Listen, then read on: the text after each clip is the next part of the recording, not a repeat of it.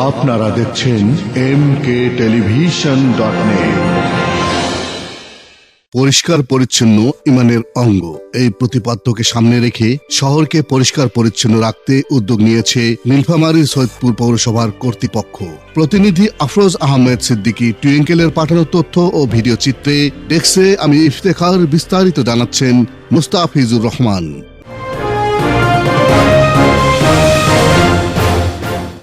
1958 সালে প্রতিষ্ঠিত প্রায় 35 বর্গ কিলোমিটার আয়তনের জেলার প্রাচীন পৌরসভা সৈয়দপুর বর্তমান জনসংখ্যা প্রায় 4 লাখ, দেশের অন্যতম ঘনবসতিপূর্ণ একটি শহর। নগরবাসীর স্বাস্থ্য সমস্যা মোকাবেলায় পরিষ্কার পরিচ্ছন্নতায় ব্যতিক্রমী উদ্যোগ নিয়েছে পৌর কর্তৃপক্ষ।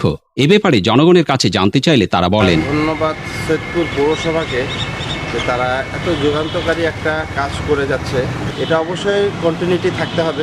আগের চেয়ে এখন শহরটা অনেক পরিষ্কার, যে মিলে হচ্ছে এ মিলে যদি হয় তো শহরটা ভালো থাকবে। এখন কাউন্সিলরগুলা রাস্তাঘাট দেখাশোনা করে সব সময় সকালবেলা ভোর হইলে। বর্তমানে আমাদের এই এলাকার পরিচ্ছন্নতা পরিষ্কার সবসময় হয়। প্রতিদিন সকালবেলা মেয়র সাহেবের লোকজন আসে, কাউন্সিলররা আসে আমাদের এই এলাকা আগের তুলনায় বর্তমান খুব সুন্দর পরিষ্কার, এবং এইভাবে যদি চলতে থাকে আমাদের সৈয়দপুর শহরটা আরও উন্নয়ন হবে এবং পরিষ্কার পরিচ্ছন্ন থাকা যাবে। প্রতিদিন ভোরে 15টি ওয়ার্ডের কাউন্সিলরগণ হাজির হন পৌরসভায়। মেয়রের নেতৃত্বে পরিষ্কার পরিচ্ছন্নতা পর্যবেক্ষণে কাউন্সিলরগণ বলেন, সৈয়দপুর পৌরসভার মেয়র জনাব আমজাদ হোসেন সরকারের নেতৃত্বে সৈয়দপুর শহরকে পরিষ্কার পরিচ্ছন্নতা রাখার জন্য আমরা 15 জন কাউন্সিলর প্রতিদিন সকাল 5টার সময় উঠে এসে শহর প্রদক্ষিণ করে 15টি ওয়ার্ড দেখি, এবং সেই সাথে 15টি ওয়ার্ডে যেখানে আবর্জনা আছে, যেখানে সমস্যা আছে, সেই সমস্যাগুলো ত্বরিতগতিতে সমাধান দেওয়ার জন্য চেষ্টা করি। আমাদের উদ্দেশ্য সৈয়দপুর শহরকে যানজট এবং আবর্জনা মুক্ত শহর হিসেবে গড়ে তোলার জন্য আমরা চেষ্টা চালিয়ে যাচ্ছি।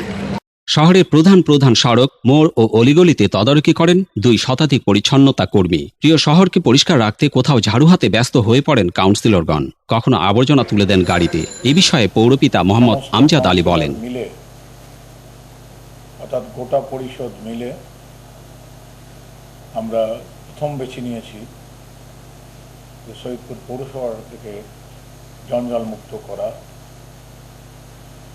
এই জঞ্জাল মুক্ত করতে যে নিজস্ব অর্থায়নে, অর্থাৎ পৌর পরিষদের অর্থায়নে আমরা মোটর গাড়ি কিনেছি,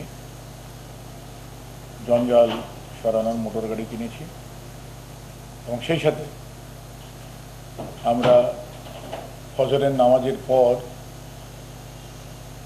আমরা সকলেই বের হই, সমস্ত ওয়ার্ডের কি কাজকর্ম হচ্ছে এটা তদারকি করি। শুধু রাস্তাঘাট না,